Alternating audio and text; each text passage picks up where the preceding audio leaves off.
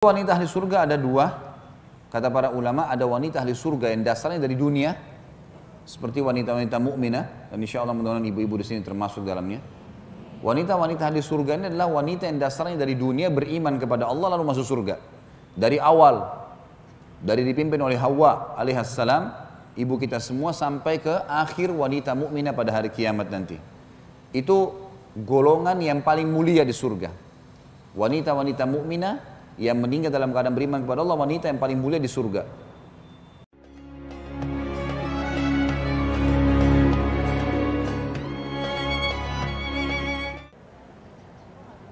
Assalamualaikum warahmatullahi wabarakatuh. Alhamdulillah, selalu kita memuji Allah subhanahu wa ta'ala, zat yang paling pantas untuk dipuji, dicintai, dihormati dan juga ditunduki.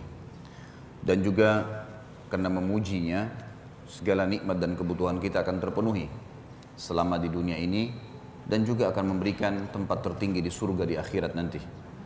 Juga kita panjatkan salam hormat kita kepada manusia terbaik, manusia yang telah membawa hukum halal haramnya Allah kepada kita sehingga kita punya panduan hidup, manusia yang paling layak untuk disuri tauladani, manusia yang paling layak untuk dihormati, dijadikan sebagai idola. Dan juga sang pencipta Allah memang telah memerintahkan kita agar menjadikannya sebagai idola dan suri tauladan, sebagaimana dalam firman-Nya, A'udzu billahi minasyaitonir rajim, laqad kana lakum fi rasulillahi uswatun hasanah. Al-ayah, sungguhnya pada diri Rasulullah Muhammad sallallahu alaihi wasallam ada suri tauladan buat kalian. Dan juga Allah sang pencipta telah menjadikan salam hormat untuk manusia terbaik ini sebagai ibadah. Maka sangat wajar kalau kita selalu mengucapkan salawat dan taslim kepada Nabi besar Muhammad sallallahu alaihi wasallam. Melanjutkan bahasan kita masalah surga, semoga Allah berkahi ke depan. Pasal ke-16, masalah permadani surga. Dan seperti biasa saya berharap Bapak Ibu sekalian disiapkan Qur'annya, mushafnya. Itu tujuannya untuk mengikuti beberapa ayat Al-Quran yang memang di buku kita yang tidak ditulis secara langsung, dalam arti kata bahasa Arabnya. Dalil yang pertama berhubungan dengan masalah permadani, dan sudah kita tahu tentunya, terutama bagi kalangan ibu-ibu mungkin sangat indah sekali rumah itu kalau memiliki permadani. Bahkan kita tahu sekarang permadani itu kalau yang buatan tangan biasanya sangat mahal dengan ukiran-ukiran yang bagus. Bahkan saya temukan ada permadani yang harganya miliaran karena memang dia buatan tangan atau handmade dan seterusnya. Dan kita tahu rumah-rumah atau rata-rata istana para raja, presiden semuanya ada karpetnya, permadaninya. Masjid juga pada saat kosong dengan masjid yang punya karpet berbeda dari sisi penampilan. Memang ini sebuah hiasan di bangunan dan dianggap bangunan itu akan sangat mewah, bagus, ya, indah, bahkan menunjukkan kemampuan finansial pemiliknya kalau ada karpet gitu. Dan ini memang sudah menjadi rahasia umum. Di surga Allah subhanahu wa ta'ala, Allah yang maha tinggi dan maha pemurah, menyiapkan di istana-istana kita permadani-permadani. Hanya saja beda dengan permadani kita di dunia. Kita lihat dalilnya dalam surah Al-Ghashiyah ayat 13 sampai ayat 14, di mana Allah subhanahu wa ta'ala mengingatkan kepada kita, A'udzu billahi minasyaitonir rajim, fiha sururum marfu'ah wa akwabum mawdu'ah wa namariqu masfufah wa zarabiyyu mabthusah. Di dalam surga itu ada tahta-tahta yang ditinggikan. Maksudnya semua tempat duduknya ahli surga di dalam istananya sendiri selalu tempatnya tinggi, dibuat sedemikian rupa tinggi karena memang istana ahli surga semuanya tinggi. Dan ini sudah kita jelaskan pada pasal-pasal sebelumnya. Juga ada gelas-gelas yang terletak selalu di setiap sudut rumah atau istana itu. Di istana surga nanti ada gelas-gelas yang terletak di dekatnya, di dekat tempat-tempat duduk. Orang bisa beristirahat di semua sisinya. Kadang-kadang kita kalau di rumah kita di dunia ada tempat minum mungkin di ruang makan. Tapi ini enggak, di semua sudut tempat, dimanapun sudut surga, kalau kita ingin duduk di situ, maka kita akan duduk dan tidak perlu repot-repot lagi dengan makanan dan minuman, karena semua sudutnya terisi dengan makanan dan minuman. Begitu juga dikatakan, dan bantal-bantal sandaran yang tersusun. Jadi semua sisi sudutnya, kata sebagian ulama tafsir adalah diletakkan bantal-bantal untuk bersandar. Dan ini juga tentunya kita tahu, sofa ataupun tempat duduk tradisi orang-orang di Timur Tengah biasanya di bawah melantai, tapi itu semua ada sandaran. Makin bagus kualitas sofa atau tempat duduk itu, maka makin empuk sandarannya. Bahkan biasa ditambah dengan bantal-bantal kecil, ya kadang-kadang untuk dirangkul atau dipangku dan seterusnya. Ini semua memang hal yang sudah disebutkan oleh Allah Subhanahu wa taala dalam Al-Quran. Berarti memang sangat wajar kalau manusia menganggapnya sebuah kemewahan. Dan permadani-permadani yang terhampar, dan ini saksi bahasan kita. Permadani yang terhampar, dalam arti kata di sini makna terhampar adalah memenuhi semua sudut ruangan. Memenuhi semua sudut ruangan. Dan ini termasuk sebuah hal yang luar biasa. Beda antara masjid ini misalnya kalau ada karpet seperti ini di bagian tempat, sebagian tempat tidak kena. Kalau kita perhatikan dengan mata kita, ya, sepintas, antara yang ada karpet dengan yang di depannya tidak ada karpet atau di antaranya, kita akan melihat ada sesuatu yang ganjil. Tapi kalau semua ruangan dipenuhi dengan karpet yang terhampar, maka itu adalah keindahan dalam sebuah tempat. Dan ini sudah disebutkan masalah surga. Serta di sini bukan hanya karpet ya, kita sudah tahu ada beda antara karpet dengan permadani. Karpet semua yang dianggap ya kualitasnya menengah ke bawah. Kalau sudah di atas maka biasanya memang dibahasakan dengan permadani. Dan Allah sudah menyebutkan ini di dalam kitabnya. Kata penulis di sini, namariq adalah bantal-bantal, sementara zarabi adalah permadani-permadani. Juga dalam surah Ar-Rahman ayat 54 Allah Subhanahu wa taala berfirman, A'udzu billahi minasyaitonir rajim, muttaqiina 'ala furushin batainuha min istabraq. Al-ayat. Mereka bertelekan di atas permadani yang sebelah dalamnya dari sutra. Sebelah dalamnya dari sutra. Sebagaimana disebutkan oleh para ulama tafsir, istabrak artinya sutra yang tebal. Sutra yang tebal. Tentu Bapak Ibu bisa berpikir, atau kita bisa renungi masalah ini. Kalau kita memiliki bantal di dunia ini, umumnya kita isi di dalamnya sesuatu yang gabus, kapuk, ya. Dan tidak perlu ada kemasan-kemasan khusus, karena memang dia terbungkus dengan kain yang akan memperindahnya. Tapi di surga berbeda, bagian dalamnya itu memang diisi sutra. Sutra kita tahu bahan yang sangat mahal. Tidak ada orang di dunia jadikan di dalaman bantalnya sutra. Orang mungkin jadikan luar, ya kain, bungkusannya mungkin sarung bantal. Tapi di dalam gak ada orang jadikan sutra. Sutra terlalu mahal untuk ditaruh di bagian dalam. Dan kita tahu bagian dalam itu harus banyak sekali, tebal sehingga memang membuat dia nyaman. Ya. Kalau cuma sutra 1 lembar, 2 lembar kain tidak akan cukup. Seperti itulah. Kita akan lihat lagi di sini dikatakan dalam surah Ar-Rahman juga ayat 76. A'udzu billahi minasyaitonir rajim, muttaqiina 'ala rafrafin khudrin wa abqariyyin hisan. Mereka bertelekan pada bantal-bantal yang berwarna hijau dan permadani yang indah. Abqariyyin hisan artinya permadani yang indah. Rafraf kata para ulama yang dimaksud sini muttaqiina ala rafrafin khudrin. Rafaf adalah bisa berarti juga taman surga. Taman surga yang penuh dengan pohon-pohonan yang berwarna hijau sehingga mata setiap penghuni surga merasa nyaman. Memang betul-betul sangat dimanjakan di surga. Ada juga yang berpendapat bantal-bantal. Sementara abqariyyin hisan, abqari ialah permadani ahli surga. Permadani ahli surga. Ini semua makna daripada ayat-ayat Al-Quran yang sudah menjelaskan tentang adanya permadani. Kita dengarkan bagaimana di dalam hadis-hadis Nabi SAW rincian masalah permadani itu. Hadis yang pertama adalah hadis riwayat Ibnu Abi Dunya dan juga Imam Tirmidzi, dan ia mengatakan hadis ini hasan, gharib. Kami tidak mengetahui kecuali dari hadis Rushdaini bin Sa'ad. Saya mengatakan bahwa diikuti oleh Ibnu Wahab dalam riwayat Ibnu Hibban dan Baihaqi. Sebagaimana disebutkan Hafidz Ibnu Katsir juga dalam tafsir beliau jilid 4 halaman 312. Kemudian saya menjumpai juga jalur-jalur dalam riwayat Imam Ahmad. Ini kata penulis ya. Yang kemudian dikemukakan oleh Ibnu Katsir dari hadis Ibnu Lahiyah. Bercerita kepada kami Darraj. Dengan begitu hilanglah kemungkinan tadlis atau penyamaran. Jadi hadis ini bagus lagi kuat dengan berbagai jalurnya, alhamdulillah. Hadis ini bunyinya adalah Abu Sa'id Al-Khudri radhiyallahu anhu meriwayatkan penjelasan Nabi Muhammad sallallahu alaihi wasallam mengenai firman Allah yang Maha Tinggi dan Maha Pemurah dan permadani-permadani yang ditinggikan. Beliau pun bersabda, yakni yang ditinggikan seperti jarak antara langit dan bumi. dan jarak perjalanan di antara keduanya 500 tahun. Jadi direnungi baik-baik ya, ini bukan permadani ukurannya hanya 10 kali 10 meter atau mungkin ukuran ruangan kita ini 20 atau 30 kali 30. Tapi ini sebuah permadani yang luar biasa.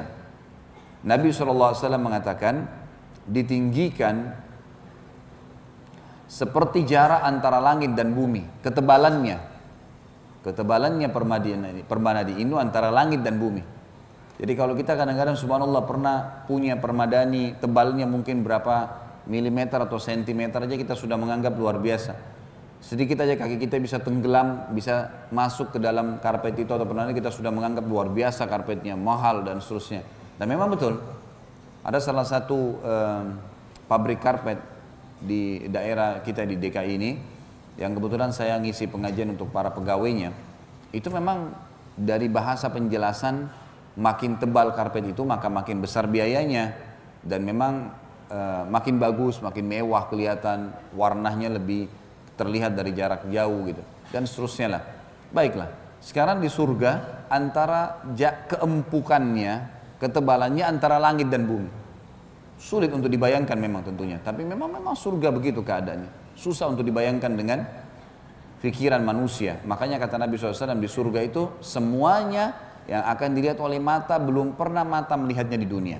Semua yang akan didengar di surga belum pernah didengar oleh telinga di dunia. Dan semua yang ada di dalamnya, sekecil apapun, belum pernah terlintas dalam hati manusia. Mereka cuma sekedar mengenal. Oh iya, disebutkan misalnya ada delima, ada anggur. Tapi bukan seperti di dunia, susah untuk digambarkan seperti itu. Karena makanan ahli surga luar biasa. Sebagaimana kalau tidak salah pernah lewat ada beberapa pasal yang lalu, makanan ahli surga terdiri dari buah kurmanya saja satu butir yang mungkin kalau kita paling tinggi, paling besar, kurma-kurma sekarang yang dari beberapa wilayah Timur Tengah terutama Madinah ada ambar misalnya atau ada majol dari wilayah Amerika. Ini semua paling seperti jari telunjuk kita atau jari tengah kita. Tapi kurma yang ada di surga itu satu buah kurma itu seperti tempayan gitu, besarnya. Dan orang surga akan makan, dia akan makan karena tidak ada lapar, tidak ada kenyang, maka dia makan berapapun dia mau. Dan dia berhenti karena dia hanya ingin pindah ke makanan lain, bukan karena kenyang. Jadi betul-betul kenikmatan yang sangat abadi. Jadi sulit untuk digambarkan memang. Tapi ini keimanan seorang mukmin. Dan ingat Bapak Ibu sekalian, apa yang sedang kita sampaikan ini adalah wahyu. Wahyu ini diyakini kebenarannya. Apa yang Allah sampaikan yang maha tinggi dan maha pemurah dan Rasulullah SAW sampaikan wajib diimani, masuk akal atau tidak masuk di akal. Nggak ada urusannya masuk akal kita atau tidak gitu. Karena kalau kita mengatakan oh nanti masuk akal baru diterima, maka berarti akan banyak sekali dalil-dalil yang kita tinggalkan. Masuk akal nggak bagi orang-orang yang liberal ini, orang-orang yang mengatakan harus semua dengan rasional. Kalau kita jelaskan karpet di surga permadaninya, sebagaimana hadis ini atau firman Allah tadi, ya itu tebalnya setinggi langit dan bumi. Ini pasti orang bilang nggak masuk di akal bagi dia. Kalau kita mengatakan masuk akal tidak masuk akal, akalnya siapa yang jadi tolok ukur? Ya. Tapi wahyu di atas akal manusia. Gitu kan? Inilah kelebihan orang-orang yang beriman kepada Allah yang maha tinggi dan maha pemurah. Dan juga jarak perjalanan di antara keduanya 500 tahun. Dalam arti kata antara jarak sudut kanan ke sudut kiri, dari utara ke selatannya, dari barat ke timurnya, ini semua adalah jaraknya 500 tahun. Ini sesuatu yang memang tidak akan bisa ditangkap oleh mata manusia. Tapi ingat, sabda Nabi Muhammad SAW yang sangat benar dan kita yakini sebagai orang beriman dan sebagai pengikut setia beliau SAW yakin dengan apa yang disampaikan. Waktu ada sahabat yang meninggal, wafat mati syahid di perang Khaybar, maka beliau tersenyum sambil mengatakan, sungguh demi zat yang jiwa Muhammad dalam genggamannya, seseorang di antara kalian lebih dekat dengan surganya daripada tali sepatunya sendiri. Karena kalau dia ibadah, Bapak Ibu sekarang pertahankan tutup aurat, nikmati yang halal, tinggalkan yang haram. Tiba saat waktu sholat, selebihnya aktivitas halal semua kerjakan, nikmatin, yang haram tinggalkan, meninggal masuk surga. Dan memang tinggal tunggu itu saja. Apalagi detik-detiknya kita tidak pernah tahu kapan meninggal. Itulah makna daripada sabda Nabi SAW. Karena ada sahabat ikut perang, begitu dia tinggalkan keluarganya segala, ikut berperang, mati terbunuh. Lalu Sudah, ini masuk surga nih. Sampai Bapak Ibu sekalian, beberapa sahabat, sering kali di antara mereka terjadi pembicaraan kalau ada yang mau meninggal dunia, temannya mau meninggal nih. Kira-kira kita kalau lihat ada keluarga sakit keras, apa yang kita lakukan? Kadang-kadang kita merasa kesian, merasa nggak enak, kita terbawa perasaan, apa yang mau dibahasakan nih. Kalau sahabat nggak, begitu temannya sakit keras, bahasa pertama adalah berita gembira buat kamu. Bahasa pertamanya itu, abshir, berita gembira buat kamu. Kenapa? Kamu akan sebentar lagi menemukan apa yang Tuhanmu janjikan. Dia tinggal tunggu ruhmu dicabut, semua itu akan kau temukan. Dan kau akan bertemu dengan kekasih kita semua, Muhammad SAW. Dan orang-orang saleh, emang sudah begitu konsep dasarnya. Keyakinan kita begitu. Dan kata Nabi SAW juga dalam penutupan hadis, dan demi jiwa Muhammad dalam genggamannya, sungguh seseorang di antara kalian lebih dekat dengan nerakanya daripada tali sendalnya. Orang foya-foya, mabuk-mabuk di diskotik segala macam, tabrakan mati masuk neraka. Lebih dekat daripada tali sendalnya sendiri. Orang berzina, pergi, habis zina, habis itu apa? Terus tiba-tiba kalau meninggal di kamar hotel gimana? Atau keluar dari kamar hotel, atau habis berzina, belum sempat taubat meninggal, gimana? Masuk neraka. Jelas konsepnya, karena ada dosa-dosa yang dikerjakan. Kecuali dia sempat taubat, gitu kan? Tentu di sini yang kita masukkan masuk neraka adalah, kalau setelah dengan hikmah Allah Subhanahu Wa Taala, nanti dia diselamatkan di timbangan amal, itu urusan lain. Tapi kita bicara umumnya, konsep dasar, orang pembangkang dijanjikan neraka, orang yang patuh dijanjikan surga. Ya. Tolong saya minta, perkataan saya jangan dipelintir-pelintir lagi ya. Saya membicarakan dan alhamdulillah semua ceramah saya ada referensi bukunya. Kalau salah, salahin tulis buku. Ya. Tambahan informasi ini adalah tambahan informasi yang jelas, bisa ditangkap secara rasional. Ya. Baik, selanjutnya adalah hadis Nabi SAW, dan ini hadis dalil terakhir dalam pasal kita ke-16. Hadis riwayat Baihaqi secara mauquf dengan sanad hasan sebagaimana dinyatakan oleh Hafidz Al-Mundhidi. Ibnu Mas'ud radhiyallahu anhu menjelaskan firman Allah Subhanahu wa taala yang sebelah dalamnya dari sutra. Tadi ingat firman Allah dalam surah Ar-Rahman, ya. Ayat 76 dikatakan, dan bantal-bantal yang hijau dan permadani yang indah. Sementara yang dimaksud dengan di dalam bantal itu diletakkan permadani yang tebal atau istabrak. Maaf, dalam surah Ar-Rahman ayat 54 tadi. Yang bunyinya a'udzubillahi minasyaitonirrajim muttaqiina 'ala furushim batainuha min istabrak. Mereka akan bertelekan di atas permadani yang sebelah dalamnya dari sutra.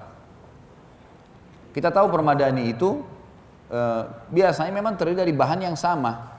Seperti karpet yang kita dudukin sekarang itu kita tahu dari tempat jahitnya sampai ke atasnya akhir ya, benang ini kita tahu ini adalah sama semua bahannya. Tapi khusus permadani surga berbeda.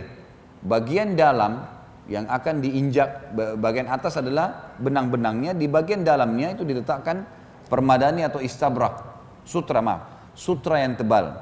Ibnu Mas'ud menjelaskan tentang firman Allah yang sebelah dalamnya dari sutra dalam surah Ar-Rahman 54. Beliau mengatakan radhiyallahu anhu, kalian telah diberi kabar tentang bagian dalamnya dari sutra. Lalu bagaimana halnya dengan bagian luarnya? Jadi kalau misal seseorang di antara kita selalu kalau bagian dalam saya bilang tadi diletakkan sesuatu yang biasa di dalam bantal, dalam permadani, sesuatu yang tidak perlu artinya orang pikir nggak akan kelihatan gabus kah atau kapuk kah dan seterusnya. Dan umumnya biasa saja, tidak ada sesuatu yang istimewa di situ. Kan kalau rusak tinggal diganti. Kalau ini enggak. Ibnu Mas'ud mengingatkan kepada kita dengan hikmah dan ilmu yang sangat tinggi. Kalau bagian dalamnya saja sudah seperti itu, bagaimana dengan bagian luarnya? Maka tentu dia akan lebih indah daripada bagian dalam. Karena sudah umum itu. Akan nampak dengan mata kepala. Yang tidak tampak saja sudah menggunakan sutra tebal, bagaimana dengan bagian luarnya? Selanjutnya pasal 17 tentang wanita ahli surga. Tentu wanita ahli surga ada dua. Kata para ulama ada wanita ahli surga yang dasarnya dari dunia. Seperti wanita-wanita mukminah. Dan insya Allah mudah-mudahan ibu-ibu di sini termasuk dalamnya. Wanita-wanita ahli surga ini adalah wanita yang dasarnya dari dunia beriman kepada Allah lalu masuk surga. Dari awal, dari dipimpin oleh Hawa alaihissalam, ibu kita semua sampai ke akhir wanita mukminah pada hari kiamat nanti. Itu golongan yang paling mulia di surga. Wanita-wanita mukminah yang meninggal dalam keadaan beriman kepada Allah, wanita yang paling mulia di surga. Yang kedua adalah pelayan-pelayan mereka, namanya hurun 'ain. bidadari. Jadi ibu-ibu ini di atas bidadari, bukan hanya sekedar bidadari saja. Kadang-kadang memang digambarkan di dalam Al-Quran, sebagaimana kita akan baca nanti, bidadari-bidadari surga akan digambarkan bagaimana keindahan mereka. Dan ulama sepakat, nanti kita sebutkan juga dalil hadisnya, tentang wanita dunia akan lebih indah dan lebih cantik, lebih sempurna daripada bidadari surga. Sementara bidadari surga sudah sangat sempurna, gitu kan. Dan bidadari hanyalah pelayan-pelayan di surga. Sebagaimana kita tahu kalau laki-lakinya bidadaranya namanya wildanun mukhalladun. Wildan mukhalladun. Dan nanti akan kita jelaskan juga ada gambaran tentang pelayan ahli surga sampai 10.000 orang. Satu istana. Seorang mukmin bisa punya ribuan, bahkan mungkin jutaan istana. Karena banyak sekali hadis kan. Siapa yang menjaga 12 rakaat sehari semalam, Allah akan bangunkan baginya istana di surga. Ada ulama hadis mengatakan ini kalau dia jaga seumur hidupnya dikasih satu istana. Tapi ada pendapat yang lebih meringankan kita dan lebih menyenangkan. Karena mereka mengatakan yang dimaksud dengan menjaga 12 rakaat sehari semalam, dibangunkan istana di surga setiap hari. Kalau dia kerjakan 12 rakaat itu rutin, 2 rakaat sebelum subuh antara azan dan iqamah subuh, 4 rakaat sebelum duhur, 2 rakaat sudah duhur, 2 rakaat sudah maghrib, 2 rakaat sudah isya, 12 rakaat ini dibangunkan baginya istana di surga setiap hari. Baik, kalau umurnya 70 tahun, dia kerjakan selama 70 tahun, berapa banyak istananya? Gitu kan? Maka itu bukan mustahil. Makanya ada hadis yang menjelaskan nanti ada orang dipanggil dari pintu gerbang sholat, pintu gerbang puasa, pintu gerbang sedekah, pintu gerbang jihad, masing-masing. Apa maksudnya? Setiap ibadah ini ada pintu gerbang, di dalamnya ada kem istana. Dan setiap kita bisa punya hak. Kita jaga sholat kita akan masuk punya istana di situ, kita bisa kunjungin setiap saat. Kita puasa punya istana juga di tempat puasa. Kita jihad ada di pahala jihad. Sampai Abu Bakar mengatakan, ya Rasulullah, apakah ada orang yang dipanggil dari semua pintu itu? Kata Nabi SAW, ada. Dan saya berharap kamu diantaranya. Karena semua ibadah dikerjakan. Gitu kan? Maka bisa mendapatkan. Jadi orang bisa mendapatkan jutaan istana. Gitu kan? Siapa yang membaca Qul Huwallahu Ahad sehari 10 kali, Allah akan bangunkan baginya istana di surga. Apa susahnya? Baca 10 kali. Dari sini Bapak Ibu turun dari masjid menuju ke kendaraannya bisa baca 10 kali Qul Huwallahu Ahad itu. Satu istana di surga ini. Bukan lagi di Menteng gitu. Ini istana yang luar biasa. Banyak cara gitu kan. Banyak cara. Maka ini menandakan memang kita memiliki banyak sekali. Dan di setiap istana itu ada 10.000 pelayan. Ya. Berarti berapa banyak pelayan kita? Ini nggak digaji lagi, nggak pikirin lagi gaji akhir bulan. Sudah siap semuanya. Ya. Baik, Allah menyebutkan tentang pelayan di surga dari hurun 'ain, bidadarinya. Surah Al-Waqi'ah ayat 22 sampai 23. A'udzu billahi minasyaitonir rajim. Wa hurun 'ain ka'amsalil lu'lu'il maknun. Dan di dalam surga itu ada bidadari-bidadari yang bermata jeli. Makna daripada di sini dikatakan al-maknun ialah yang tersembunyi lagi tersimpan dan tidak berubah kejernihan warnanya akibat sinar matahari atau permainan tangan. Maksudnya, saya yakin Bapak Ibu sudah paham yang dimaksud di sini. Kalau seandainya seseorang tinggal di rumah, Bapak Ibu tinggal di rumah, seminggu misalnya nggak keluar, nggak kena matahari, selalu steril udaranya, kira-kira matanya bersih nggak? Hah? Bersih matanya, jeli. Orang yang tidak kena debu, tidak kena kotoran, tidak kena teriknya matahari, urat-urat matanya tidak kelihatan. Bola matanya sangat bagus gitu kan, jernih. Memang sudah seperti, tapi kalau biasa kena terik matahari, debu, apalagi dikucek-kucek dan seterusnya, ini akan mempengaruhi masalah mata, memerah dan seterusnya. Atau orang kurang istirahat. Di sini kata ulama tafsir, yang dimaksud dengan bermata jeli adalah mata bidadari yang tidak pernah kena sinar matahari, tidak kena sesuatu yang kotor, ya, sehingga membuat warna matanya berubah. Jadi selalu jernih. Kalau mau lebih jelas bisa kita lihat mata anak-anak kita biasanya. Mata anak-anak itu masih kelihatan, putihnya putih bersih sekali. Kita ngelihat itu kayak kelihatan bersih sekali orang ini. Ya, memang begitu. Biasanya anak-anak lebih jelas karena belum terkontaminasi dengan udara di luar rumah. Seperti itulah. Tetapi mata-mata jeli kata ulama tafsir memiliki dua makna. Makna yang pertama bersih sekali karena tidak terkontaminasi dengan panasnya matahari dan udara yang kotor, bakteri. Karena di surga nggak ada lagi cahaya matahari, nggak ada lagi matahari. Tapi ada terang cahaya dari Sang Pencipta Allah, itu seperti terbitnya matahari atau terbenamnya matahari. Jadi sepanjang hidup kita di surga begitu terus. Begitu terus. Sudah nggak ada matahari terbit, matahari terbenam, gitu kan. Nanti akan kita jelaskan masalah itu di pasal-pasal setelahnya tentunya. Jadi seperti itu keadaannya. Makna yang kedua bermata jeli adalah Yang dimaksud bola mata yang besar, dan biasanya dikatakan mata ini jeli karena mata itu bola matanya besar, kelopak matanya juga besar, dan dilebati dengan bulu mata. Biasanya orang mengatakan ini mata jeli, gitu kan? Seperti itu. Ini memiliki makna dan kita gabungkan makna-makna ini, insya Allah semuanya masuk di dalamnya. Gitu kan? Ini pelayannya, ini adalah pelayannya di surga. Dan wanita ahli surga lebih daripada itu. Kita akan jelaskan nanti. Kemudian firman Allah Subhanahu wa taala juga dalam surah An-Naba, surah nomor ayat 31 sampai 33. Allah Subhanahu wa taala berfirman, A'udzubillahi minasyaitonirrajim, innalil muttaqina mafaza hadaiqa wa a'naba wa kawa'iba atraba. Sesungguhnya orang-orang yang bertakwa mendapatkan kemenangan, yaitu kebun-kebun dan buah anggur dan gadis-gadis remaja yang sebaya. Gadis-gadis remaja yang sebaya. Dikatakan di sini, ka'ib atau kawaib adalah wanita cantik yang raum kedua buah dadahnya. Diterjemahkan seperti, maksudnya badannya tidak gemuk, tidak kurus, dijaga oleh Allah Subhanahu wa taala. Itu yang dimaksud. Atrab adalah usia yang sebaya, maksudnya tidak akan tua, tidak akan muda, gitu kan. Ini yang dimaksud adalah masalah pelayan sebagaimana ayat sebelumnya tadi. Kemudian dalam surah Al-Waqi'ah juga ayat 35 sampai 37 Allah berfirman, A'udzubillahi minasyaitonirrajim, inna ansha'nahunna insya'a faja'alnahunna abkara uruban atraba. Sesungguhnya kami menciptakan mereka para bidadari-bidadari dengan langsung, enggak melalui proses biologis kayak kita manusia biasa. Allah ciptakan sempurna, ya. Sebagaimana Allah Subhanahu wa taala menciptakan para malaikat, ya. Dan kami jadikan mereka gadis-gadis perawan, penuh cinta, lagi sebaya umurnya. Maksudnya mereka tidak pernah disentuh oleh laki-laki, tidak pernah ada masalah dari manusia, dari jin, tidak ada yang pernah menyentuh mereka.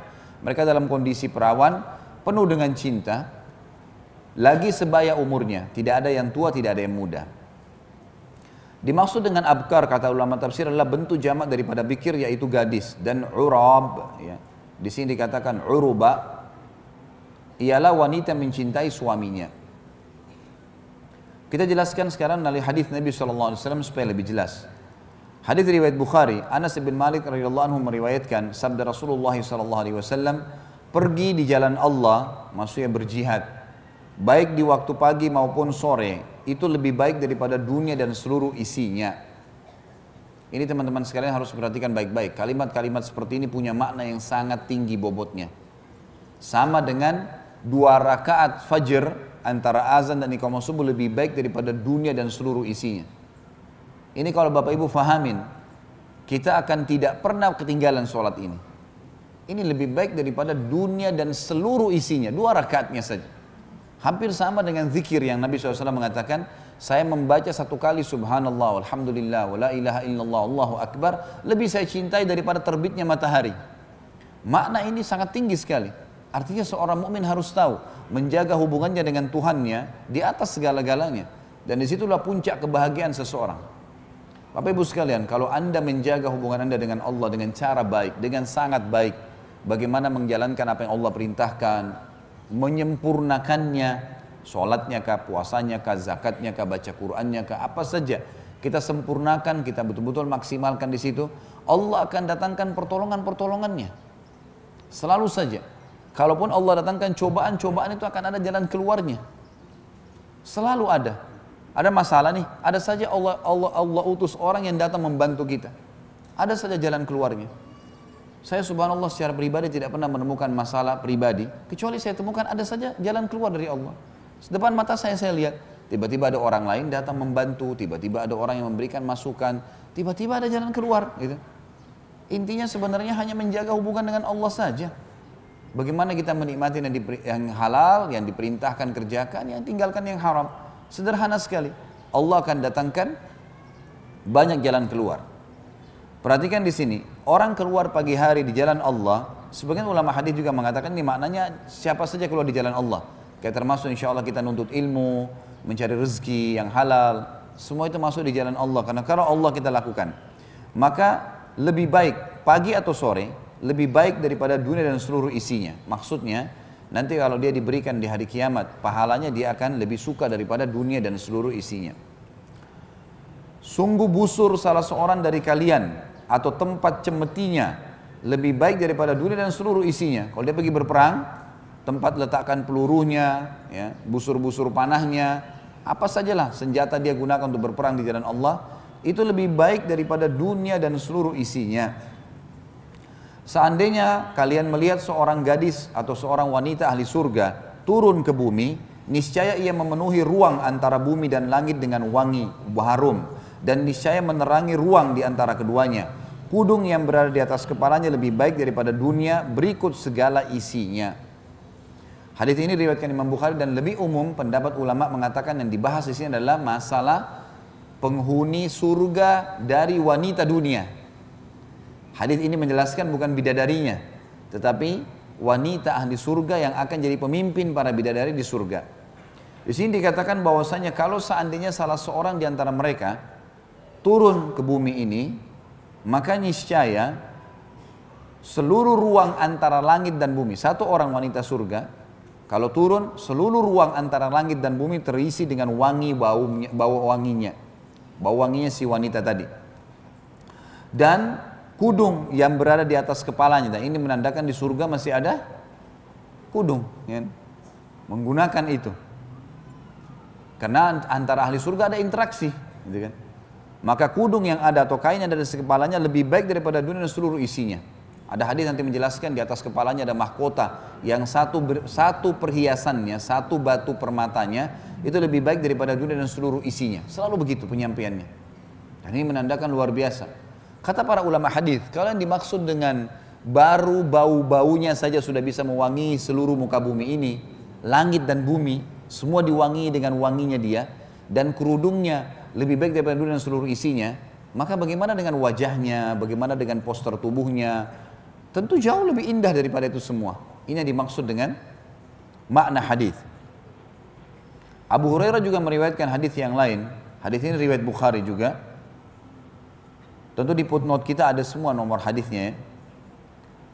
Meriwayatkan sabda Nabi SAW, Inna awwala zumratin yadkhuluna al-jannata ala suratil qamari laylatal badr, wallati taliha ala adwa'i kawkabin durriyin fis sama, likulli imri'in minhum zawjatan ithnatan, yura mukhu suqihima min wara'il laham, wa ma fil jannati a'zab. Rombongan pertama yang masuk surga, wajah mereka laksana bulan di malam bulan purnama, dan rombongan berikutnya wajah mereka laksana bintang yang bersinar paling terang di langit. Masing-masing orang mereka memiliki 2 orang istri yang isi betis keduanya terlihat dari balik dagingnya. Di surga tidak ada orang yang hidup membujang. Hadis ini menjelaskan kepada kita tentang adanya pasangan hidup di dunia akan bersama di akhirat. Punya makna banyak pendapat ulama. Yang pertama yang dimaksud dia memiliki 2 orang istri adalah kalau seorang laki-laki memiliki memang poligami di dunia, maka akan bersama dengan dia di akhirat selama memang sama-sama beriman. Makna yang lain, kalau seseorang meninggal istrinya, kemudian dia menikah lagi, jadi kedua-dua istrinya masih belum cerai, maka akan bersamanya juga di surga. Ini makna yang lain. Makna yang lain juga kata ulama adalah yang dimaksud dengan memiliki 2 orang istri, kalau ada wanita dunia yang meninggal belum sempat menikah, gadis, atau dia meninggal memang, ya, ajalnya datang. Ada orang subhanallah masih muda sudah meninggal, atau ada orang yang sudah tua sampai tua pun sudah berumur lanjut tapi juga belum menikah, gadis tua, ini semua akan menikah dengan ahli surga. Jadi tidak ada bujang lagi, tidak ada gadis, maksudnya tidak ada orang yang tidak ada pasangannya di surga. Maka dia akan dinikahkan dengan salah satu ahli surga dengan hikmah Allah. Ini salah satu pendapat. Kemudian pendapat yang lain dimaksud adalah istri di dunianya akan bersamanya dan bersama juga bidadari yang akan mendampinginya. Karena memang saya sudah pernah jelaskan Bapak Ibu sekalian, di surga sudah berbeda dunia. Di surga semuanya kehidupan poligami. Memang sudah hikmah Allah seperti itu. Dan sudah tidak ada urusan kayak dunia orang cemburuan, orang merasa persaingan, ini sudah tidak ada semua. Semua masalah penyakit hati, masalah cemburu buta, dendam segala macam ini sudah tidak ada. Dan Allah memuliakan wanita dunia dengan menjadikannya pemimpin para wanita di surga. Ini yang dimaksud dengan makna tadi. Dan banyak pendapat, ulama tentu menggabungkan antara pendapat ini. Bukan mustahil semuanya ini adalah benar. Tapi penyampaian Nabi SAW, kalau mereka akan memiliki 2 orang istri. Dan disebutkan cirinya, isi betis keduanya terlihat dari balik dagingnya. Artinya ini sangat indah, sangat memiliki kesempurnaan fisik. Ya. Jadi tidak ada lagi maaf kulit gelap, semuanya berkulit putih, bersih, saking bersihnya sampai terlihat sesuatu di belakang daging itu.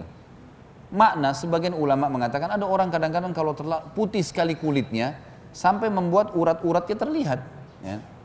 Urat-uratnya di dunia ada begitu. Ada orang yang Allah berikan kulit putih yang sangat putih sampai membuat urat-uratnya terlihat. Bisa ini maknanya.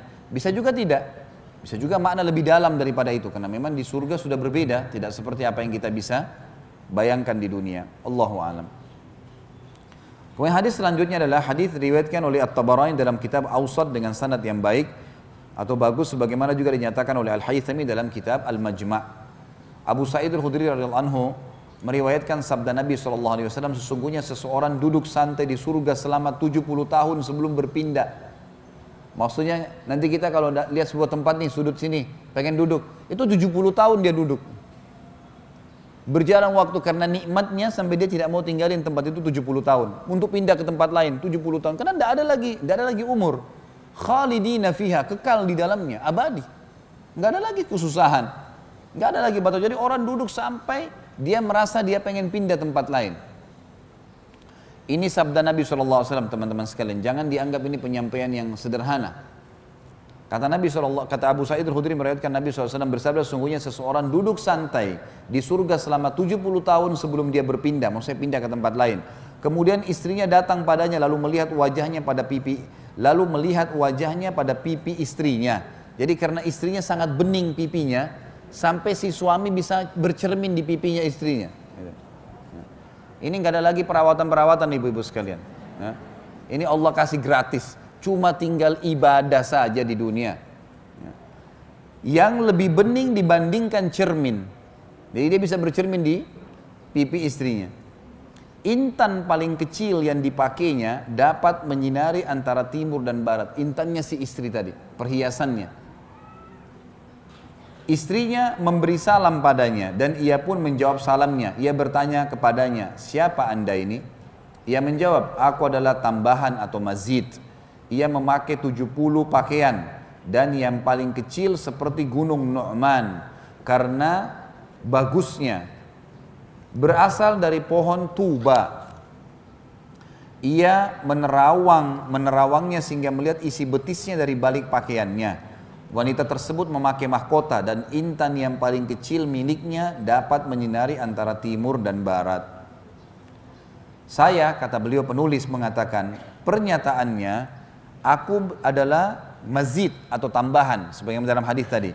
Semakna dengan firman Allah yang Maha Tinggi dan Maha Pemurah dalam surah Qaf ayat 35 yang bunyinya a'udzubillahi minasyaitonirrajim lahum ma yasha'una fiha waladaina mazid. Mereka di dalamnya memperoleh apa yang mereka kehendaki dan pada sisi kami ada tambahannya. Dan An-Nu'man artinya sebuah bukit di Arafah. Sementara Tuba adalah pohon yang mengeluarkan pakaian-pakaian ahli surga. Baik, ini adalah dalilnya. Saya rincikan. Dimulai daripada seseorang duduk santai di surga selama 70 tahun sebelum berpindah. Ini maksudnya adalah dia bersantai di sudut-sudut istanahnya. Dari salah satu istana yang dia milikin. Kemudian istrinya datang padanya. Yang dimaksud dengan istrinya datang adalah bisa istri di dunia atau bisa yang Allah nikahkan dari bidadari. Lalu kemudian diceritakan tentang ciri khasnya wanita tersebut. Karena beningnya pipinya sampai si suami bisa bercermin padanya. Dan kemudian dia menggunakan perhiasan yang menerangi antara timur dan barat. Dan ini lebih dekat maknanya kata ulama hadis adalah pada saat seorang ahli surga pertama masuk ke dalam surga.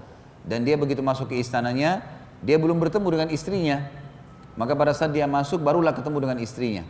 Sebagian ulama hadis mengatakan dia bertanya siapa anda ini? Padahal ini bisa bermakna istri dari dunia.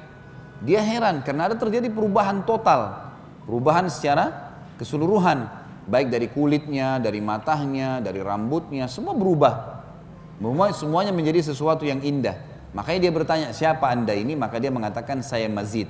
Masjid ini bisa bermakna dua. Yang pertama adalah firman Allah tadi, bidadari yang Allah datangkan untuk dia nikahi, dijadikan sebagai pasangannya, atau memang istri di dunia memang Allah subhanahu wa ta'ala mengubahnya menjadi lebih sempurna dari sebelumnya. Ia memiliki 70 pakaian, ini sudah kita jelaskan yang lalu, di pasal-pasal kita yang lalu, kalau ahli surga memiliki tempat baju, kalau seseorang ingin ganti baju, dia akan melihat ke arah sebuah pohon, atau pohon yang buahnya, yang memiliki buah seperti delima, sangat besar. Kalau dia ingin mengganti bajunya, maka tiba-tiba pohon tersebut mendekat, lalu terbuka, dan di dalamnya ada 70 gaun. Dan 70 gaun ini berubah, berganti-ganti setiap saat. Jadi setiap dibuka misalnya, kemudian dia 70 gaun, dia pengen pakai yang warna biru, dipakailah sama dia. Dia cuma berkeinginan, saya mau pakai, tiba-tiba sudah terpakai di badannya, terganti. Dia nggak buka lagi bajunya, dia nggak bersihin lagi badannya, kemudian baru ambil dicocokin, cocok atau enggak. Dia tinggal lihat, oh warna biru, oh warna pink, oh warna merah. Dia merasa saja ingin, tiba-tiba sudah terpakai. Kemudian pada saat dia tertutup, kata Nabi SAW, kalau sudah tidak butuh tertutup lagi. Begitu dia ingin lagi tiba-tiba mengubah setiap saat, pada saat itu juga ingin mengubah lagi, pohon itu mendekat lagi, dibuka, sudah berubah 70 gaun yang berbeda dengan yang awal. Jadi bukan berarti 70 gaun yang pertama nih, oh saya masih mau pilih enggak? Sudah selesai, 70 tadi dipilih enggak? Yang mana dia cocok diambil, ditutup, diganti sama Allah yang maha tinggi dan maha pemurah, pakaian-pakaian yang baru. Jadi setiap kali dia membuka tempat, ya kalau kita mengatakan mungkin lemari bajunya itu, maka akan selalu ada yang baru. Dikatakan di sini, dan yang paling kecil dari 70 gaun itu seperti gunung Nu'man, karena bagusnya, maksudnya gaun yang sangat besar sekali, gaun yang sangat besar, yang sesuai dengan poster itu kita sudah jelaskan kan, ahli surga memiliki tinggi badan seperti Adam alaihissalam laki-laki, 60 siku ke langit, dan perempuan seperti Hawa, 40 siku ke langit. Jadi memang butuh baju yang sangat besar. Gunung Nu'man ini kurang lebih memang tingginya antara 30 sampai 40 meter, ya. Tinggi gunung itu. Di sini sabda Nabi SAW memberikan gambaran kepada para sahabat dan sampai kepada kita sekarang dengan segala puji bagi Allah tentang masalah itu, karena kita diberikan gambaran kalau baju mereka nanti adalah lebih besar atau bahkan lebih daripada gunung Nu'man, artinya menutupi seluruh tubuh mereka. Sebagian ulama menambahkan mengatakan kemungkinan pakaian ini akan menutupi dari bagian kepala sampai ke bagian kaki.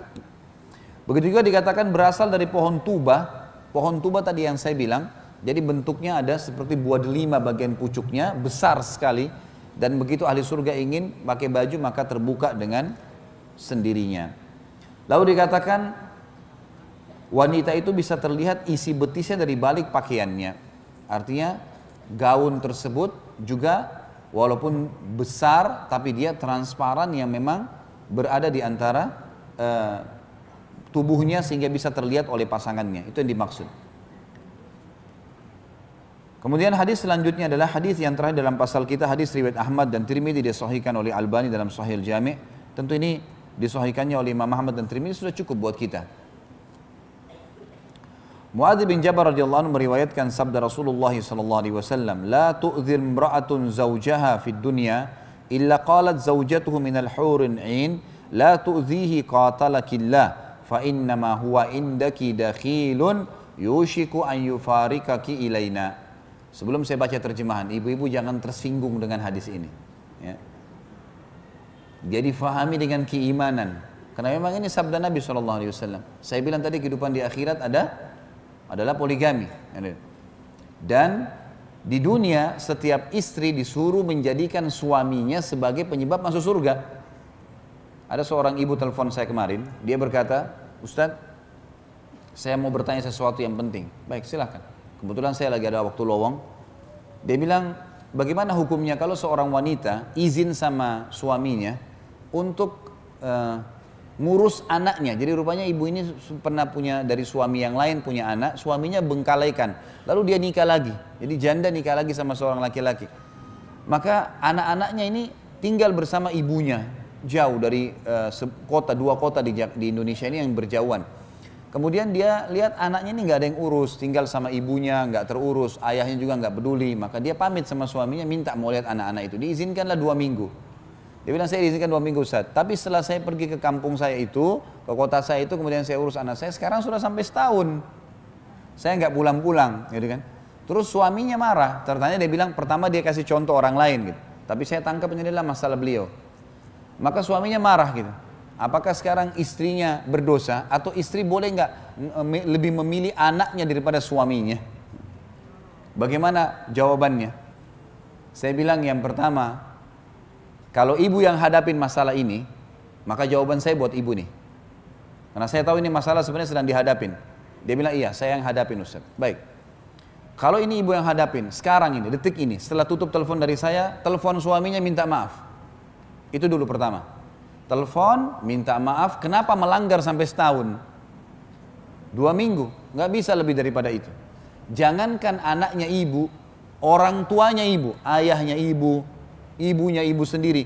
Kalau suami izinkan 2 minggu, lalu mereka cuma masih menahan, suami bilang nggak bisa, tidak boleh secara syar'i. Ini hukum Allah, bukan hukum manusia, nggak boleh dibantah. Allah telah jadikan suami ibu adalah di atas segala-galanya. Ibu renungin hadis Nabi SAW, awal amal yang dihisab bagi wanita pada hari kiamat adalah sholatnya dan hubungannya dengan suaminya. Ini luar biasa nih. Habis sholat, masalah sama suamimu bagaimana? Bukan masalah sama orang tuanya, bukan masalah sama anaknya. Artinya, sholatnya lolos, urusan suaminya lolos, yang lainnya jadi mudah. Renungi hadis itu. Yang disuruh ibu tanggung jawab adalah suami. Anak itu nomor 2. Itu dulu. Kemudian hadis Nabi SAW, wanita manapun yang meninggal dunia lalu suaminya ridha, kecuali akan masuk ke dalam 8 pintu surga yang manapun dia inginkan. Sekarang apa susahnya ibu-ibu? Saya kadang-kadang bahasakan sampai istri saya juga, apa susahnya menjadikan figur suami itu, kemas dia baik-baik orang ini, layani, siapin makannya, minumnya, cari ridhonya, itu saja. Tunggu mati masuk surga dari 8 pintu surga, pilih yang mana ibu mau. Orang bapak ibu sekalian, bapak-bapak terutama renungin ya, kita sebagai laki-laki untuk mendapatkan pintu 8 di surga itu pintu 8 pintu tertinggi, derajat tertingginya surga Firdaus namanya. Di sana 4 golongan, para nabi-nabi. Ini bapak-bapak sama saya sudah tertutup peluang ini, nggak ada lagi peluang jadi nabi, nggak mungkin. Para syuhada itu bapak-bapak sekalian, saya sama bapak harus tinggal di medan perang, tunggu musuh bunuh kita, itu pun kalau ikhlas. Orang-orang yang siddiq, jujur, tidak pernah dusta seumur hidup. Ada sini yang tidak pernah dusta seumur hidup? Di antara sahabat yang dapat julukan siddiq berapa orang? Yang jelas-jelas Abu Bakar. Yang lain tidak ada julukannya nih. Dan orang-orang saleh ini setiap hari nangis, ibadah terus sama Allah. Duduk di masjid, baca Al-Quran, tidak ada dosanya. Ibu-ibu hanya mati suaminya ridho itu merasa kehilangan, merasa sedih, istrinya selama ini layani dia, itu saja. Mati, masuk dari 8 pintu surga, boleh dia pilih pintu mana. Makanya syaitan selalu menjadikan masalah sama suami nih. Apa saja dibuat masalah, apa saja marah, apa saja tersinggung, gitu kan. Makanya saya selalu ingatkan istri saya pribadi, saya bilang sama istri saya, hati-hati. Hati-hati syaitan masuk ke pintu-pintu yang kadang-kadang tidak perlu marah, tidak perlu cemburu, tidak perlu iri. Tapi masuk syaitan, karena merusak. Kunci kamu di saya, kalau saya ridho selesai nih. Urusannya semua selesai. Kenapa nggak kemas baik-baik suami menjadi manusia, menjadi penyebab saya masuk surga? Bukan karena dia, tapi karena Allah. Jangan berkeluh kesah terlalu banyak. Kalau suaminya zalim, doakan. Kalau memang dia fasik, buruk, memang boleh. Pindah ke suami yang lain, minta kepada Allah diberikan orang yang saleh. Bisa, supaya kita menghabiskan umur kita pada hal yang positif, gitu kan? Pada hal yang baik, itu yang kita maksudkan. Dan kalau ada 2 wanita, ada 1 wanita yang menikah dengan 2 laki-laki. Misal, ini contoh kasusnya saja, hadis Ummu Salamah radhiyallahu anha. Beliau mengatakannya Rasulullah, kalau ada seorang wanita memiliki 2 suami, suami yang pertama meninggal, bukan cerai, kita tidak bahas masalah cerai, suami pertama meninggal, kemudian menikah lagi dengan suami yang kedua. Kira-kira di surga nanti bersama dengan yang mana? Sebentar, saya tidak minta jawaban. Saya yang akan memberikan jawaban. Apa kata Nabi SAW? Dia akan bersama dengan yang paling baik akhlaknya dan ilmunya, imannya. Jadi yang dua orang ini bukan yang terakhirnya saja. Ada penjelasan masalah terakhir, tapi riwayat ini lebih kuat. Menjelaskan kalau dua orang ini asal tidak cerai, mati suaminya, dia sudah nikah lagi sama laki-laki lain, maka dia akan ikut dengan yang paling baik akhlaknya. Jadi kalau yang meninggal pertama lebih baik, ya sudah dia ikut dengan yang pertama. Gitu.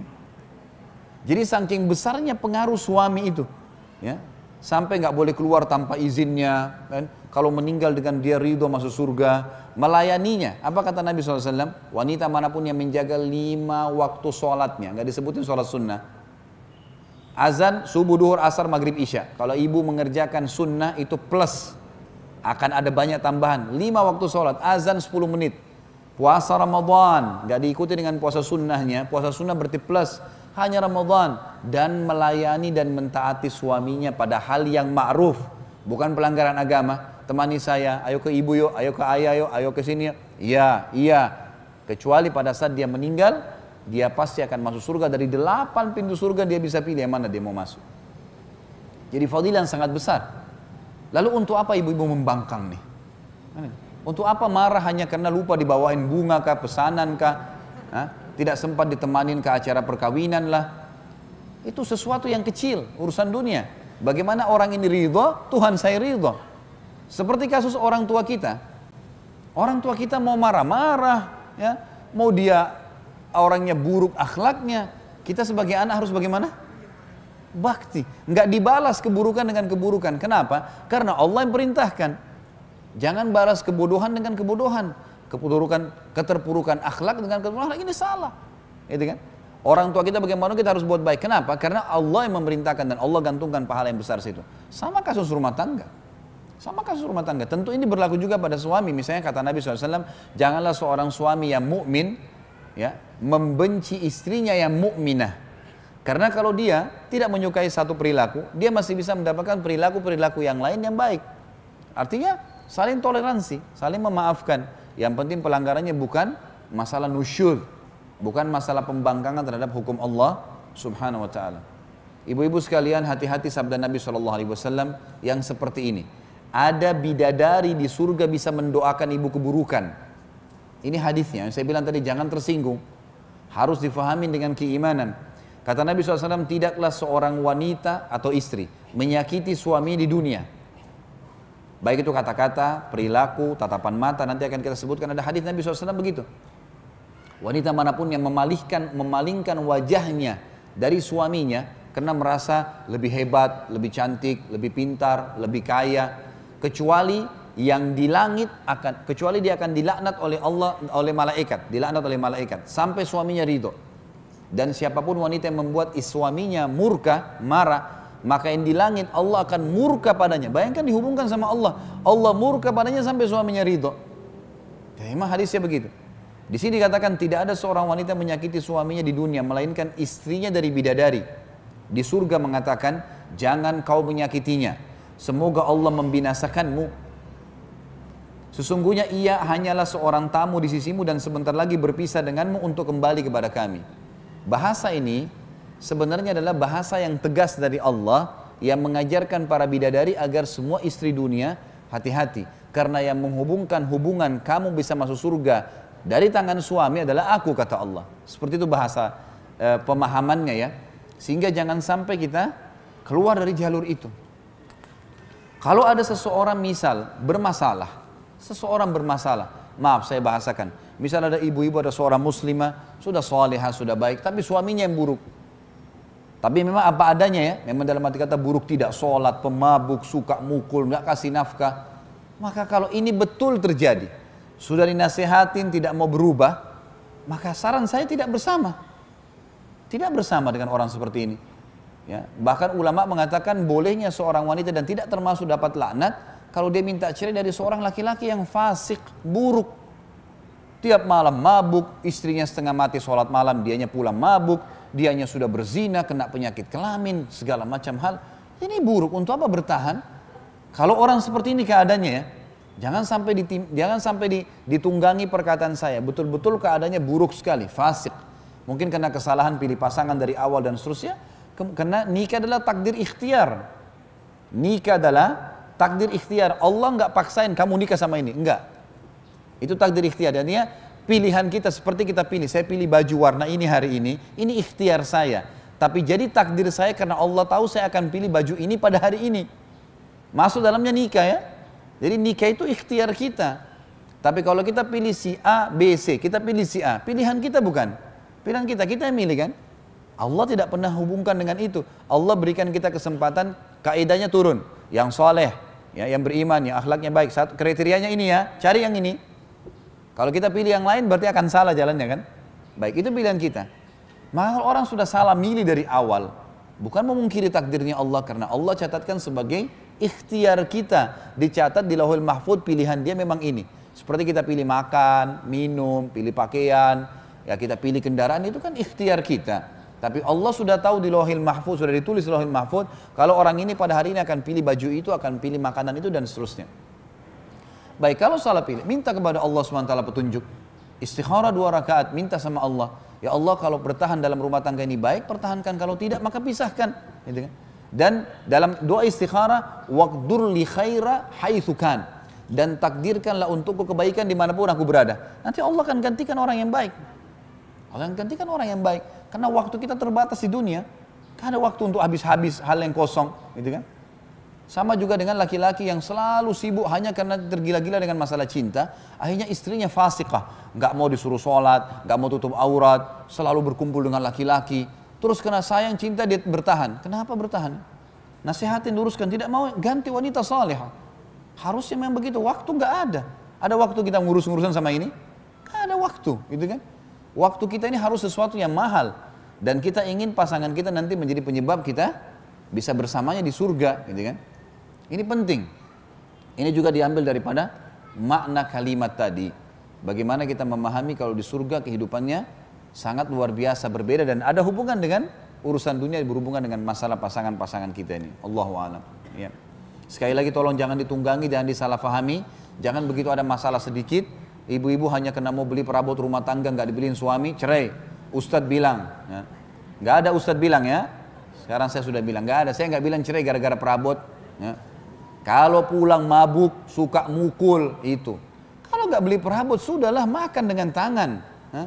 Kalau nggak ada sendok bisa pakai sendok. Kalau nggak sendok lama ya sudah. Ini beliin gantinya bang sendok baru. Iya insya Allah nanti. Ya sudah makan dengan ada. Kenapa sih? Hah? Emangnya kalau nggak pakai sendok itu atau nggak pakai tangan nggak bisa masuk di badan? Nggak pakai sendok nggak bisa masuk di badan kan bisa. Artinya mudahkan, jangan terlalu bermasalahkan hal-hal yang masih bisa ditoleransi.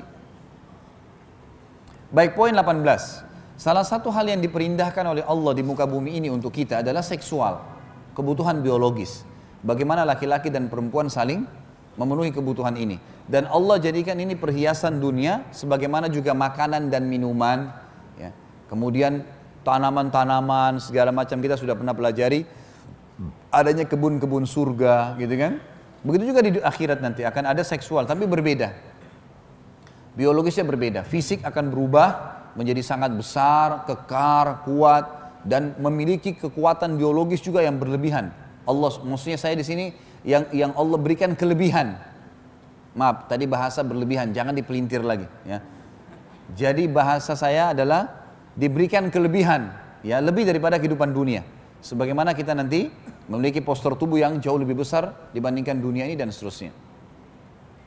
Disebutkan dalam surah Zukhruf ayat 71 masalah hubungan seksual di surga. Pasal atau bahasan kita yang ke-18. A'udzu billahi minasyaitonir rajim wa fiha ma tashtahihil anfusu wa taladzul a'yun. Di dalam surga semuanya terdapat segala apa yang diinginkan oleh hati dan sedap dipandang oleh mata. Sebagian ulama mengatakan yang diinginkan oleh hati, misal ada burung terbang, di surga ada burung-burungan berterbangan, burung yang terbang. Seseorang di surga pada saat terlintas di hatinya mengatakan, bagaimana rasanya daging hewan ini ya, tiba-tiba sudah terhidang di depannya. Dia ingin misalnya dalam kondisi bakarkah, kondisi apalah, itu sudah tersiapkan. Itu masuk dalam makna tafsir ayat atau surah Zuhruf ayat 71 ini. Atau dia menginginkan apa saja selama itu perbuatan bukan yang haram dan memang ahli surga tidak akan meminta yang haram, maka akan diberikan oleh Allah yang maha tinggi dan maha pemurah. Dijelaskan di dalam hadis Nabi SAW, hadis riwayat Nasai dalam Sunan Kubra dengan sanad sahih sebagaimana dinyatakan Al-Hafidh Al-Iraqi dalam Takhrij Al-Ihya. Zaid bin Arqam radhiyallahu anhu menuturkan seorang laki-laki ahli kitab datang menemui Nabi SAW seraya berkata, wahai Abul Qasim. Abul Qasim julukan Nabi SAW. Engkau menyangka bahwa ahli surga akan makan dan minum? Beliau SAW menjawab, iya, demi zat yang jiwaku berada di tangannya. Kamu sungguh akan diberi kekuatan 10 laki-laki dalam hal makan, minum, dan seks. Ia mendebat, orang itu berkata, orang yang makan dan minum itu butuh buang hajat, padahal di surga tidak ada kotoran. Beliau menjawab, buang hajat mereka berupa tetesan peluh atau keringat yang keluar dari kulit-kulit mereka seperti tetesan kasturi, lalu kemudian perut mereka kembali kosong. Hadis ini memberikan gambaran kepada kita tentang masalah adanya kekuatan seseorang, kekuatan dalam makan, dalam minum, 100 kekuatan laki-laki. Artinya, saya bilang tadi lebih dekat makna tidak ada lapar, tidak ada kenyang. Jadi orang makan di surga, makan karena suka, karena pengen coba. Dia tidak berhenti kecuali memang dia ingin pindah ke yang lainnya. Semua yang dia makan dikelola secara alami di tubuhnya, keluar dalam bentuk peluh, keringatan. Keringat ini adalah keluarnya makanan dan minuman tidak dibutuhkan. Itu pun lebih wangi dari bau kasturi. Lebih wangi dari bau kasturi. Kelebihan yang sangat luar biasa. Kemudian hadis yang lain adalah hadis riwayat Tirmidzi dan juga hadis ini dinilai sahih gharib. Beliau mengatakan, kata penulis, ia memiliki berbagai riwayat pendukung yang menguatkannya, di antaranya hadis sebelumnya dan selainnya. Lihat kitab Mishkah Al-Masabih. Anas radhiyallahu anhu meriwayatkan sabda Nabi SAW, seorang mukmin di surga diberi kekuatan demikian dan demikian dalam hubungan seksual atau jima'nya. Ditanyakan, wahai Rasulullah, apakah ia mampu demikian? Beliau menjawab, ia diberi kekuatan 100 laki-laki atau 100 kekuatan laki-laki. Allahu a'lam. Jadi dalam arti kata di sini bisa bermakna seperti apa adanya, dan ini lebih dekat tentu dalam kebenaran, dan bisa berarti kata sebagian ulama hadis bisa bermakna dia memiliki kekuatan dalam setiap kali kekuatan yang terkuras datang lagi kekuatan yang baru, terus gitu sampai terulang kekuatan 100 orang laki-laki. Dan dua-duanya memiliki makna yang sejalan dengan hadis alhamdulillah yang sudah kita sampaikan tadi. Baik, selanjutnya yang ke-19, nyanyian bidadari di surga. Dan bicara masalah nyanyian sudah pernah saya jelaskan. Kalau lantunan-lantunan kalimat santun, syair, seorang suami menyebutkan pada istrinya kalimat santun, kalimat syair, ya, pepatah yang memuji istrinya, atau istrinya mungkin memiliki lantunan suara yang indah, lalu kemudian dia susun kata-kata sayang, rindu dan seterusnya untuk suaminya, maka ini semua dibolehkan dalam syariat, tidak dilarang. Yang dilarang adalah seseorang menggunakan suaranya ini di tempat umum, menggunakan kata-kata syahwat, mengundang dosa, plus lagi ditambah dengan alat musik. Alat musik ini secara mutlak, gitu kan? Kecuali memang gendang yang, sebuah alat yang digunakan ya, seperti gendang, ya, gendang atau rebana, yang jelas digunakan alat untuk dipukul kaum wanita di acara pernikahan sesama wanita ataupun pada saat Id, ya, Lebaran. Sebagaimana disebutkan dalam hadis Bukhari, pernah di sisi Aisyah ada 2 wanita yang sedang memukul, ya, sebuah alat itu yang mungkin seperti kita kalau gendang. Ini kemudian Abu Bakar masuk dan mengatakan, apakah ada anak panah syaitan di rumah Rasulullah SAW? Kata Nabi SAW, itu adalah hal yang biarkan Abu Bakar, karena ini adalah hari raya, ya, dan biar orang Yahudi mengetahui kalau agama kita memiliki kelapangan, gitu kan. Baik, jadi kita bicara masalah lantunan suara. Seorang ibu nyanyiin anaknya, tapi nyanyiin sesuatu yang positif, mungkin disusun nama-nama Nabi, sesuatu yang bermanfaat, yang memang anak itu juga dapat manfaat sesuatu, gitu kan. Jadi bukan hanya hal-hal yang kosong yang tidak ada gunanya, ya. Ya mungkin kita bisa ubah makna-makna yang lebih baik. Di surga ada nyanyian para bidadari, lantunan suara yang indah yang disebutkan oleh mereka. Disebutkan dalam riwayat Tabarani dengan sanad hasan, sebagaimana dinyatakan juga Al-Iraqi dalam Takhrij Al-Ihya. Ibnu Umar radhiyallahu anhu menceritakan sabda Rasulullah SAW, istri-istri di surga bernyanyi untuk suami mereka dengan suara yang paling merdu, yang belum pernah didengar seorang pun. Di antara nyanyian mereka adalah, kami wanita yang baik lagi jelita, istri orang-orang mulia.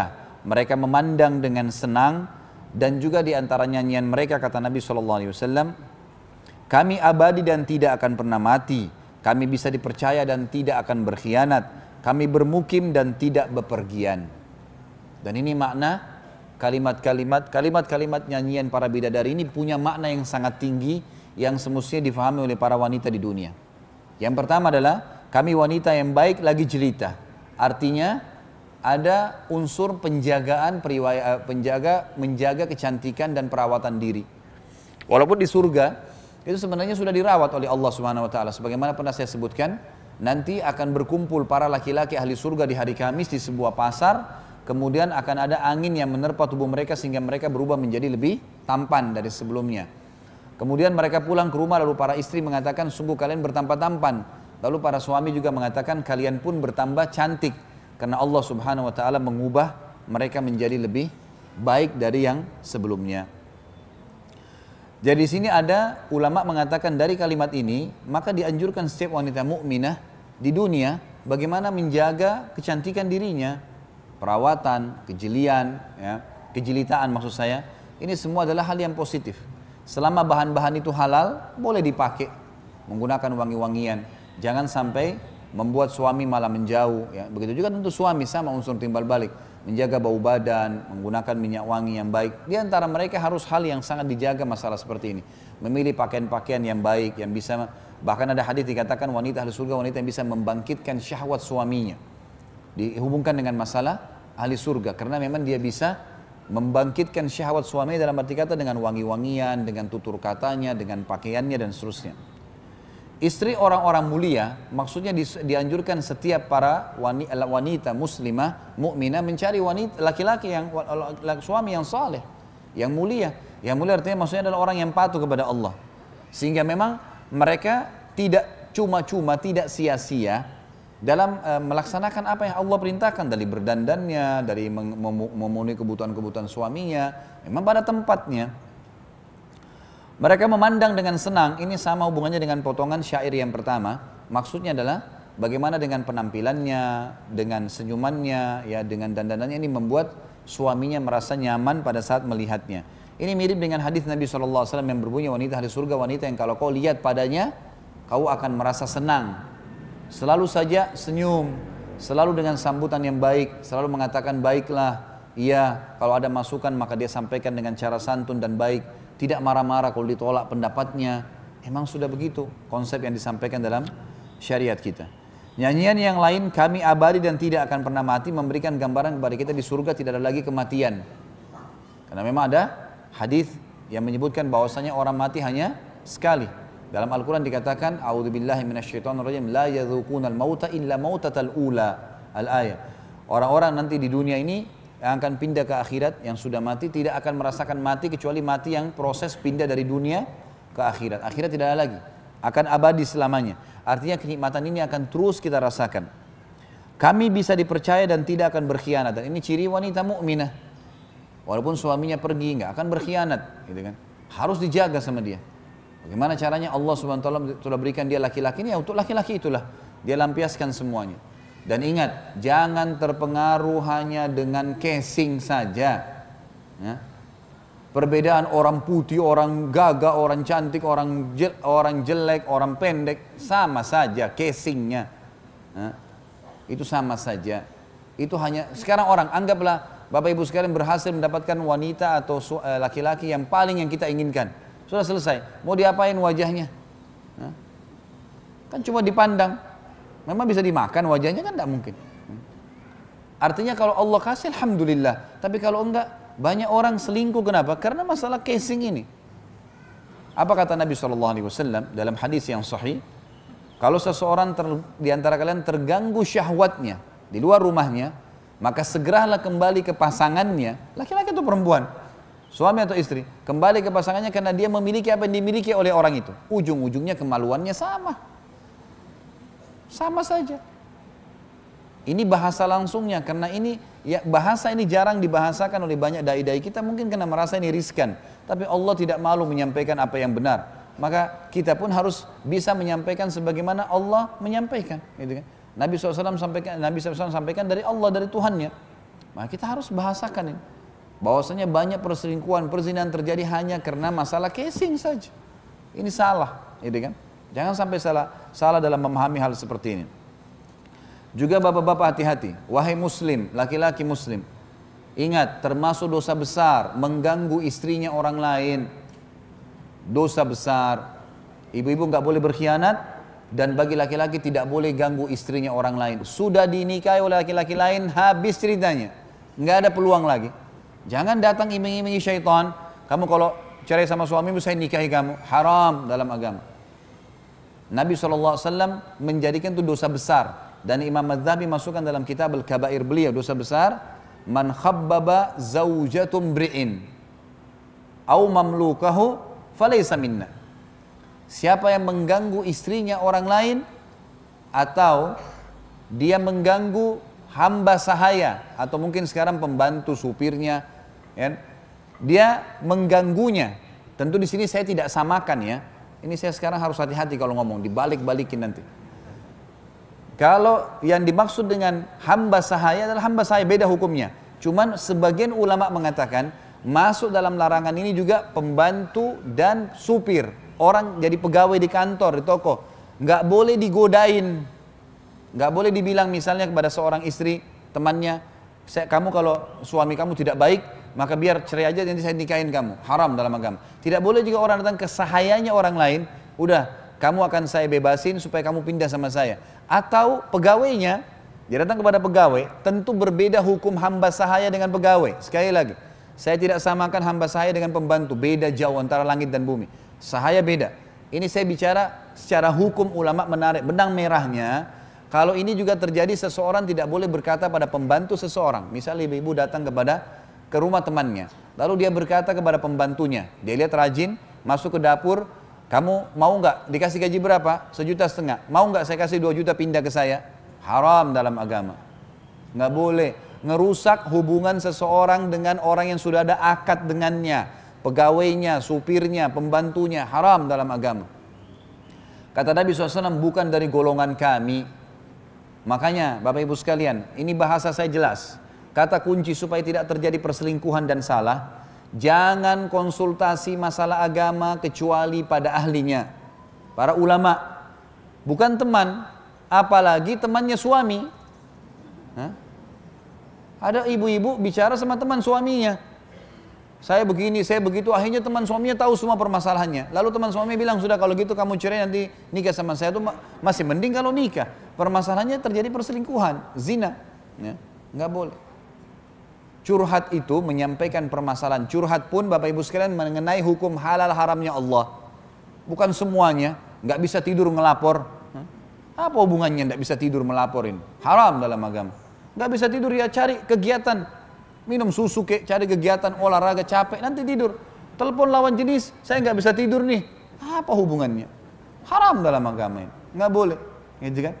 Suami lagi safar, telepon orang lain, ngobrol supaya ada temani ajak ngobrol. Kenapa? Suami saya nggak telepon. Lo sabar, sabar. Suami nggak teleponnya sudah, gitu kan? Sabar, ibadah, baca Quran, bukan malah telepon laki-laki lain. Haram dalam agama. Ya, nggak bisa. Ada masalah Bapak lampiaskan kepada pasangan. Kalau enggak ya sabar, berdoa kepada Allah, minta supaya Allah cari kesibukan yang lain. Karena hubungan kita sebenarnya dengan manusia-manusia ini Allah lah yang menghubungkannya.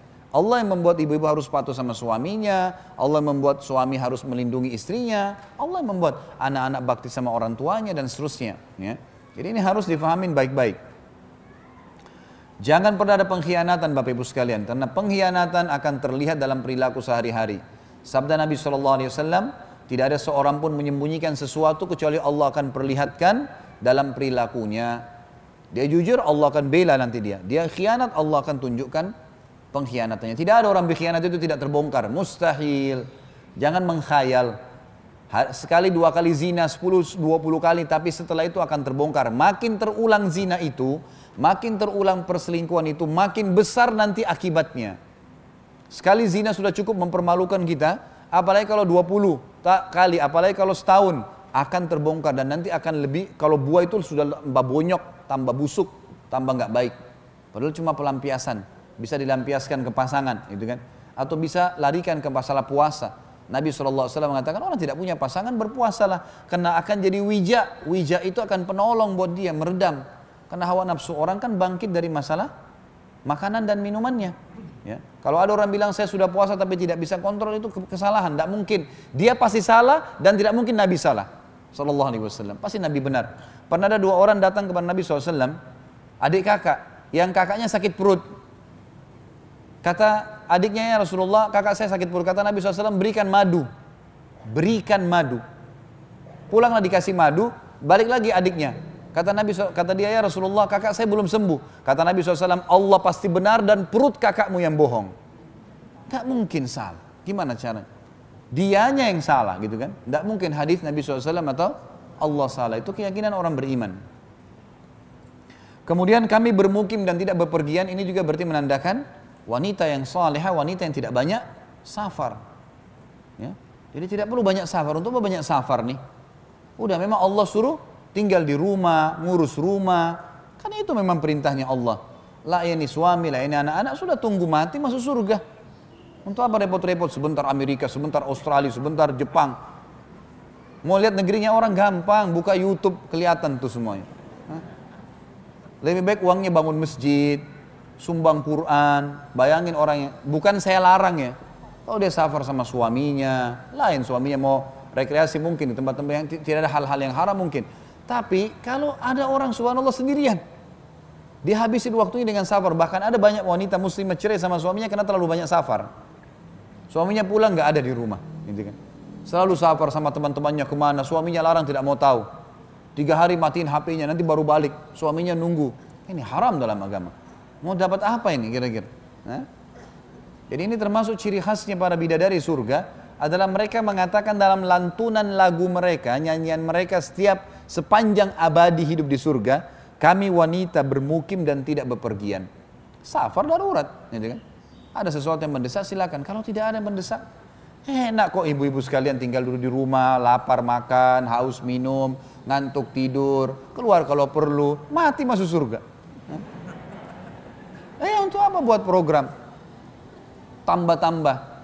Bahasa saya begini, jangan tambah program yang sudah Allah kasih. Udah selesai. Jangan nambah-nambah program yang Allah sudah kasih. Kehidupan dunia ini, kehidupan kita ini ada banyak ombaknya. Kita disuruh hadapin ombak, bukan menambah ombak. Ya. Ada orang begitu. Sudah kita jalan, jangan buat program baru. Dalam arti kata gini, sesuatu yang nyata depan mata, kita butuhkan iya. Jangan tambah-tambah. Ada orang lagi waktu lowong, sengaja telepon temannya. Kamu punya masalah apa? Curhat aja sama saya. Untuk apa? Untuk apa jadi tempat curhatnya orang ini? Ada gunanya nggak? Nggak ada gunanya. Membawa pada perasaan kita nanti. Orang cerita tentang, oh iya ini suami saya kemarin janjian sama saya mau ke Amerika tapi nggak jadi. Kira-kira kalau temannya ibu yang mau curhat bilang begitu apa? Di pikirannya ibu-ibu nanti. Oh enak ya, suaminya ajak ke Amerika. Saya nggak pernah. Nah, itu kan akibat daripada menerima curhat. Ya. Nggak perlu. Semuanya nggak perlu. Kalau ada orang kebetulan minta nasihat, memang telepon itu lain. Karena termasuk sunnah Nabi SAW, kalau seorang muslim minta nasihat kita berikan nasihat, itu wajar. Tapi kalau kita yang sengaja telepon orang, sengaja mau sibukkan diri, artinya menambah ombak di atas ombak kehidupan untuk apa? Ya? Jangan tambah-tambah program hidup nih. Cukupkan yang sudah ada. Makanya orang subhanallah kata ulama, kalau sibukkan diri dengan program-program baru dunia, program-program akhiratnya pasti terbengkalai. Masalah rutinitas zikir pagi sorenya, masalah sholat sunnahnya, masalah baca Qur'annya, jenguk orang sakitnya, masalah bakti sama orang tua, hilang semua. Karena sudah bertambah dengan program baru dunia. Jangan ditambah. Kecuali memang pas di hadapan kita butuh kerja cari nafkah ya sudah, gitu kan. Ada orang tua, ada sesuatu yang baru, ada teman baru kenalan sama kita di majelis salim, ya udah kita menambah orang. Karena sesuatu yang di depan mata, tapi jangan sengaja membuat program baru yang akhirnya membuat kita jauh dari jalan Allah Subhanahu wa taala. Dalam sebuah hadis yang lain, hadis yang kedua dalam pasal kita ini, hadis riwayat Tabarani dengan sanad hasan juga sama. Abu Umamah radhiyallahu anhu menceritakan sabda Rasulullah sallallahu alaihi wasallam, ma min abdin yadkhulul jannata illa wa yajlisu inda ra'sihi wa inda rijlaihi thintani minal hurun in yuganniyanihi bi ahsani sautin sami'ahul insu wal jin wa laysa bimizmari syaitan walakin bitahmidin lillahi wa taqdisih. Tidaklah seorang hamba masuk surga kecuali 2 bidadari duduk di dekat kepala dan di kakinya sambil bernyanyi untuknya. Maksudnya pasangan hidupnya di sini. Dengan suara paling merdu yang pernah didengar manusia dan jin. Bukan dengan seruling-seruling syaitan, tetapi dengan pujian pada Allah dan mensucikannya. Hadis ini menjelaskan kepada kita tentang lantunan syair dan suara yang bisa tapi tidak ada isi hukum haramnya. Jadi kan, seperti tadi saya sudah bilang, di sini dikatakan, tapi puji-pujian kepada Allah. Segala puji bagi Allah yang telah menjadikan kau sebagai suamiku dan seterusnya dengan bahasa-bahasa yang memang diniatkan untuk menghibur pasangannya. Dan juga hadis yang lain menjelaskan masalah nyanyian bidadari di surga adalah hadis disebutkan dalam Sahihul Jami'.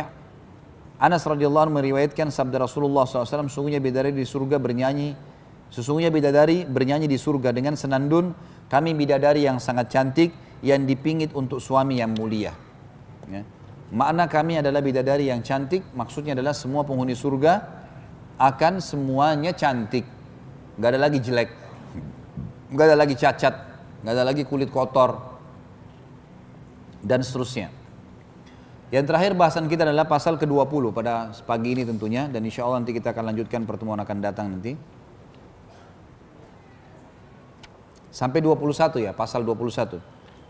Perhiasan ahli surga. Allah berfirman dalam surah Al-Hajj ayat 23, A'udzu billahi minasyaitonir rajim, yuhallawna fiha min asawira min dhahabin wa lu'lu'a wa libasum fiha harir. Di surga itu mereka diberi perhiasan dengan gelang-gelang dari emas dan mutiara, dan pakaian mereka adalah sutra. Pakaian mereka adalah sutra. Dan ini menandakan ada penyampaian dari Allah Subhanahu wa taala berhubungan dengan masalah perhiasan ahli surga.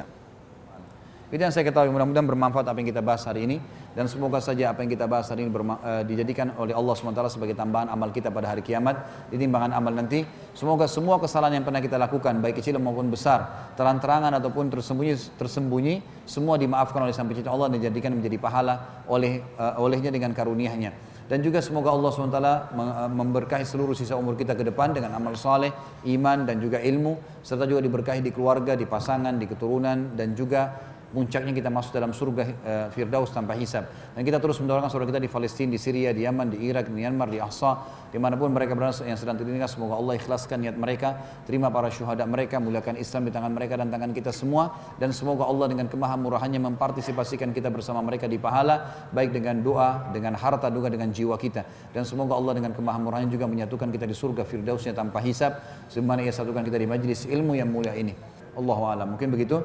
Subhanakallahumma wa bihamdika asyhadu an la ilaha illallah astaghfirullah wa atubu ilaih. Wassalamualaikum warahmatullahi wabarakatuh.